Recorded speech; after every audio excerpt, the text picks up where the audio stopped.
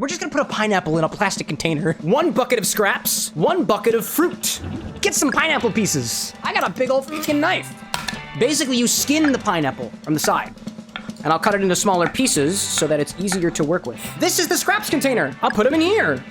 I'm gonna consider the core of the pineapple to be a scrap. Now, the pieces of the pineapple that are not considered the scraps. The pineapple has successfully been dismembered. Take our ginger, cut it in half. Put half of our ginger into one side, and then the other half to the other side, and do the same thing with your choice of spicy pepper and some cinnamon sticks. We need sugar for the yeast to feast upon. I have a solid block of turbinado sugar. I'm just gonna hit it with a wrench. And of course, I broke the container. I'm just gonna take 2 chunks that look about the same. Let's fill this up with water. Now look at the other one. Anything above the surface is prone to mold. What you can use is either one of these fermentation weights. You could also use like a Ziploc bag that's been filled with water to weigh things down. Let's close them up. We're gonna leave this at room temperature for a couple days until you start seeing things bubble. So I'll see you guys on Wednesday when we try to put this in a cocktail.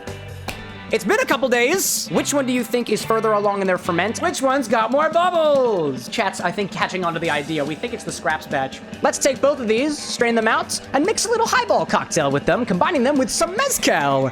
Let's hopefully not spill this over. Yeah. Let's take the nut milk bag out. We'll try to see how much we get out of this. Oh yeah, dude. Let's squeeze it out. Dude, there's so much juice. Now for the scraps batch. Squeeze the nut milk bag. I think we can safely say that we got more out of the fruits than we did out of the scraps. Let's make a beverage with these. I'm thirsty. Let's take 2 identical glasses. Yeah, I know. We're gonna fill these both up with ice, 1.5 ounces of mezcal in both of them, 1/4 ounce of lime juice, and then fill the rest up with Tepache A and Tepache B. Garnish with some pineapple fronds. Tepache Mezcal Highball A, made from the fruit of the pineapple. Oh, that's good. Very simple, mildly effervescent, quite sweet with a bit of a kick. Tepache B Highball Mezcal.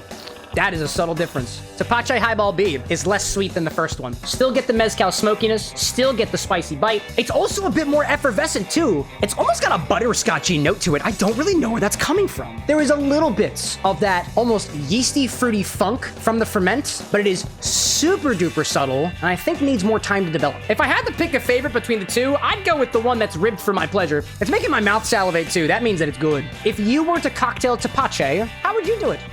Cheers, y'all.